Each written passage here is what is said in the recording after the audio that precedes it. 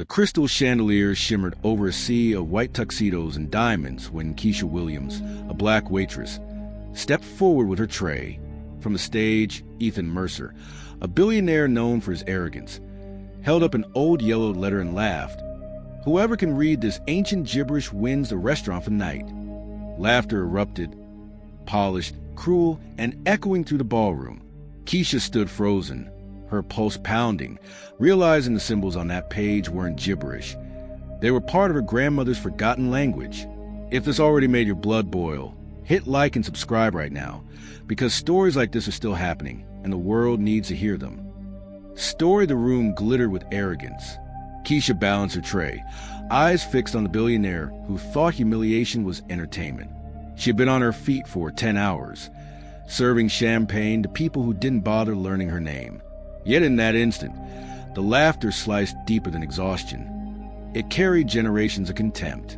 Ethan Mercer strutted under the spotlight, still smirking. "Come on, someone give it a try," he teased. "Surely one of our brilliant guests can read it." No one moved. It wasn't meant to be solved. It was meant to remind the help of their place. Keisha's throat tightened. Her grandmother, Carmen Williams, used to whisper those same looping letters while telling stories of survival, about people who had to hide their knowledge because the world never let them speak freely. The marks on that page weren't decoration. They were truth. A drop of sweat traced down her neck as she set her tray on a side table. Every instinct screamed, "Stay silent," but something stronger pushed her forward. "Excuse me," she said softly. No one listened. Then louder, steady, "Excuse me, Mr. Mercer." The laughter wavered. Dozens of eyes turned toward her, some amused, others offended by the interruption. Ethan raised a brow. "You?" Keisha met his gaze, unblinking. "Yes, I can read it." The crowd gasped. A woman near the front whispered, "Maybe she thinks it's a menu." A man chuckled, shaking his head, but Keisha didn't flinch. Her palms trembled slightly as Ethan's grin widened. "Then by all means, enlighten us." The music had stopped. Only the heartbeat of the room remained. Keisha stepped beneath the harsh white light, lifted the page, and took a deep breath, ready to shatter their silence with the truth that had lived in her family for generations. The ballroom was suddenly silent. The same people who had mocked her minutes ago now leaned forward, waiting for her to fail. Keisha's fingers brushed the rough edges of the ancient paper. Her voice trembled at first, but steadied with every word. "My son," she read, "what I buried was never shame but protection. Beneath the willow tree, the truth will rise when moonlight touches the ground." Gasps scattered through the crowd. The words carried rhythm, weight, and something no one in that room could fake. History. Ethan's smirk faltered. "Wait, you can actually read that?" Keisha lifted her eyes. "I told you I could." The silence was heavy, a mix of disbelief and unease. Somewhere near the back, a drunk guest muttered, "What kind of trick is this?" Then he flung the last sip of his wine toward her. The cold liquid splashed across her collar and cheek, red dripping down her neck like insult made visible. But Keisha didn't move. She wiped the wine with the back of her hand, straightened her spine, and continued reading. Follow the song.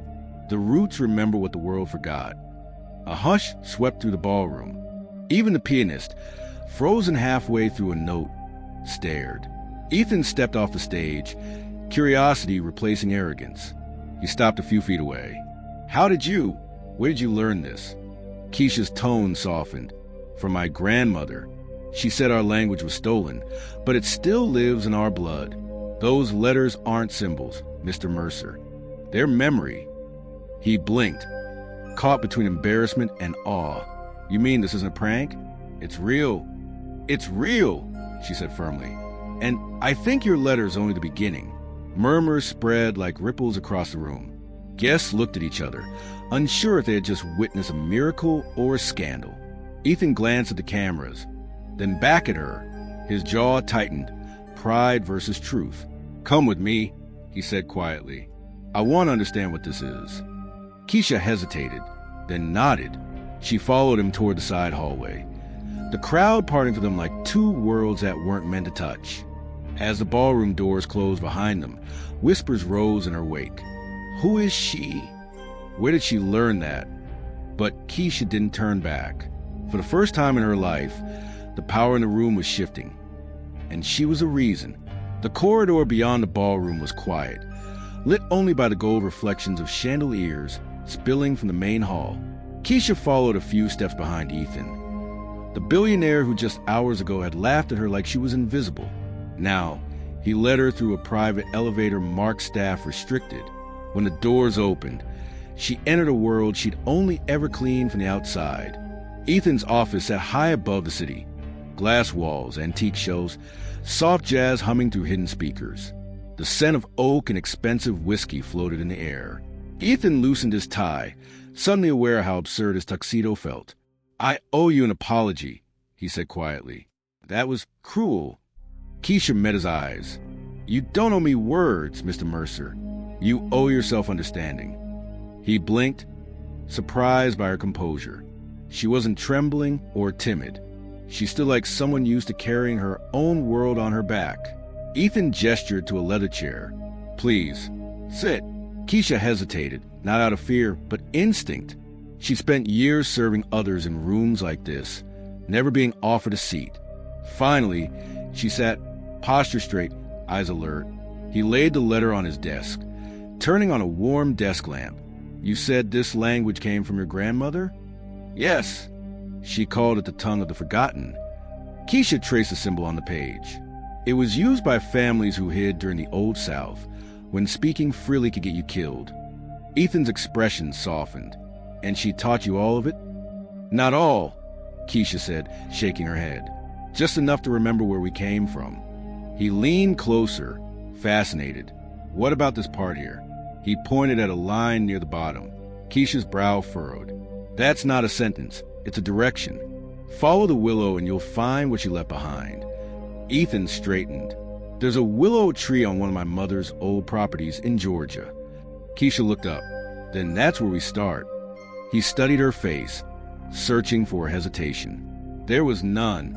"You'd actually come?" Keisha's voice was firm. "If your family wrote this, then maybe mine's been part of the story all along." For the first time, Ethan smiled, small, uncertain, but real.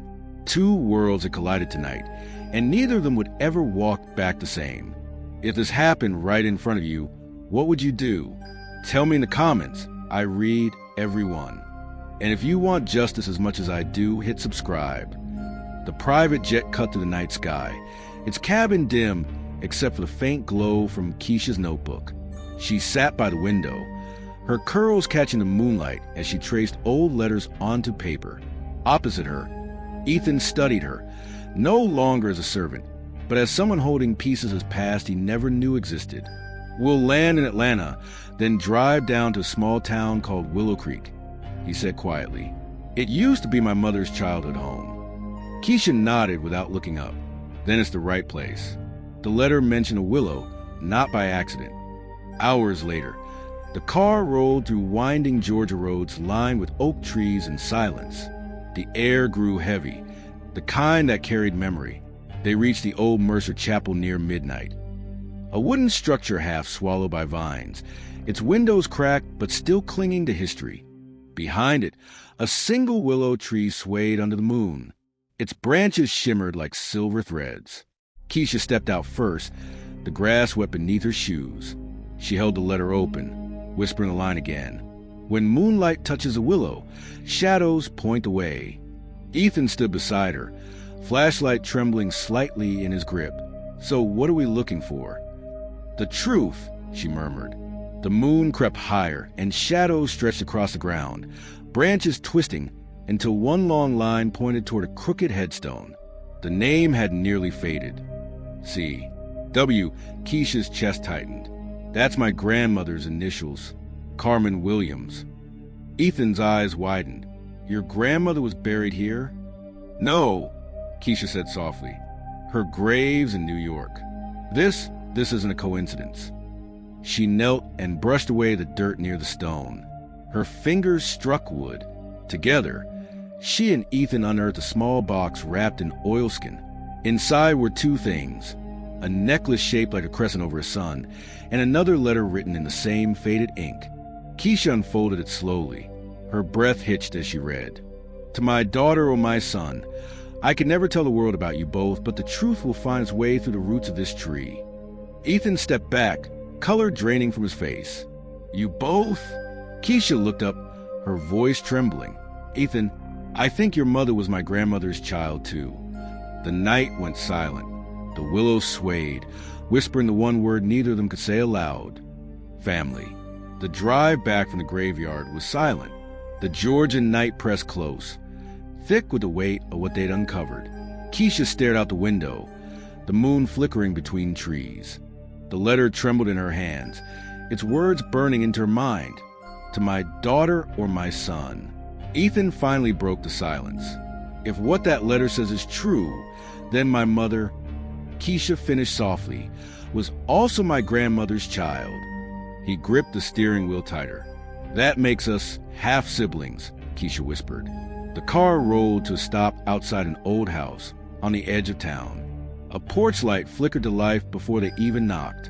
An elderly black woman stepped into view, tall, steady, eyes sharp as truth. I was wondering when you'd come, she said. Name's Miss Josephine Clay. Your mother sent word years ago that her children would find me when the moon guided them. Ethan blinked. You knew our mother? Josephine nodded slowly. I loved your mama, both sides of her. The world never let her live as one whole woman, so she left pieces of herself behind, with you too. Keisha swallowed hard. She couldn't tell the truth, could she? No, child, Josephine said. She was a white woman who loved a black man in a time when that love could destroy lives. They took her name, her voice, and her peace. She hid you, Keisha, to protect you, and she raised you, Ethan, in silence to survive. Ethan's jaw trembled. She never said a word. She didn't have to, Josephine replied. Her pain spoke for her. The old woman handed them a small tin box. Inside were 4 letters tied with ribbon, and a faded photograph of a young woman holding a brown-skinned baby beside a man with familiar eyes. Keisha traced the edges of the photo. That's my mother and my grandfather. Josephine nodded. And the man who risked everything for love. Tears welled in Ethan's eyes as he whispered, we were both hidden from the same truth. Josephine sighed. Now it's your turn to decide what to do with it. Bury it again or set it free. Keisha looked at Ethan, her voice steady. We go to New York. We tell the world who she really was and what she died hiding. The air outside the porch thickened with thunder. Truth had a sound tonight, the sound of reckoning. The skyline of New York glimmered through glass walls of Ethan's penthouse, but neither he nor Keisha saw the beauty in it anymore. They had returned from Georgia carrying more than a box of letters. They carried a legacy that demanded to be spoken. The next morning, Ethan called his lawyer, Frances Halpern, a sharp woman with gray hair and fire in her eyes. She spread the letters and documents across the marble table. These are notarized, she murmured. Your mother's real will, hidden for decades. Keisha asked, so it's true? She left her estate to both of us. Frances nodded. Half to each of you, and full control of the Mercer Foundation to the rightful heir. Keisha, that's you. Ethan's father, the head of the Mercer Empire, had kept the truth buried. But once Frances verified the signatures, there was no stopping what came next. They held a press conference in the same ballroom where the humiliation had begun. This time, the lights weren't for mockery. They were for revelation. Ethan stepped up first, calm but fierce. My name is Ethan Mercer, he began, and the woman this company has spent years calling unstable. My mother was silenced because of who she loved and the child she protected. He turned toward Keisha. This is my sister, Keisha Williams. The world called her Waitress. The truth is, she's a daughter my mother hid to save. Gasps rippled through the room. Cameras flashed. Reporters shouted questions, but Keisha raised her hand, commanding silence. My grandmother taught me our history was written in blood and silence, she said, her voice steady. But silence doesn't heal. It only hides a wound. My mother was a white woman who refused to deny her black family, and for that, she was erased. Her eyes glistened, but her tone never wavered. Today, we're reclaiming that story. The Mercer Foundation will no longer be a mask for corruption. It will fund education, equality, and truth for the people my mother died protecting. Frances stepped forward and handed certified copies of the will to the press. These documents are verified, she said firmly. What you're hearing is not scandal, it's justice delayed. Ethan placed a hand on Keisha's shoulder. We can't change what they did to her, he whispered, but we can change what her name means from this day forward. The crowd erupted, not in laughter, but in applause. Some clapped out of respect, others out of guilt. And amid the flashes and headlines, one truth stood taller than the Mercer Towers. The children of silence had finally spoken. The city was still buzzing from the press conference. But for Keisha, the noise had finally quieted inside. She stood on the terrace of the newly renamed Elena Mercer Foundation for Justice, watching the morning light spill over the skyline. The world now knew the truth, a truth her family had been forced to hide for generations.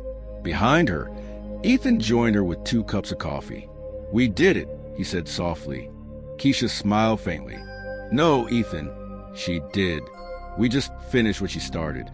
Inside the foundation's new offices, workers were replacing portraits, the old board of white men removed, replaced by photos of teachers, community leaders, and black scholars whose lives would soon change because of her mother's dream.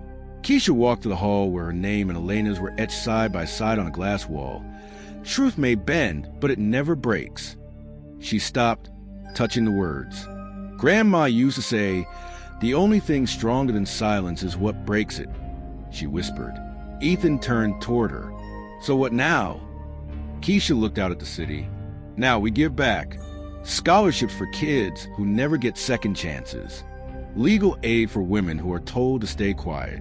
And maybe someday we'll fund stories like ours, so no one ever feels invisible again. Ethan's voice cracked. You sound like her. Keisha smiled through tears. Maybe because she finally got to speak through us. They stepped outside as cameras gathered below the building, flashing like constellations. But this time, Keisha didn't shy away. She stood tall, the crescent necklace around her neck glinting in the light. The same symbol that had guided her through shame, truth, and rebirth. She faced the crowd and said, My name is Keisha Williams. I am the daughter of Elena Mercer, and I will spend the rest of my life making sure her silence was not in vain. Ethan reached for her hand. The applause that followed wasn't for wealth or scandal. It was for truth finally free. As the crowd's cheers rose, the willow tree back in Georgia swayed gently in the morning wind, its roots deep, its branches reaching for the light, carrying the whispers of a woman who never stopped believing her children would find each other. If you believe this should never happen again, share this now. And to my USA, UK, and Canadian viewers, your voice is power. Use it.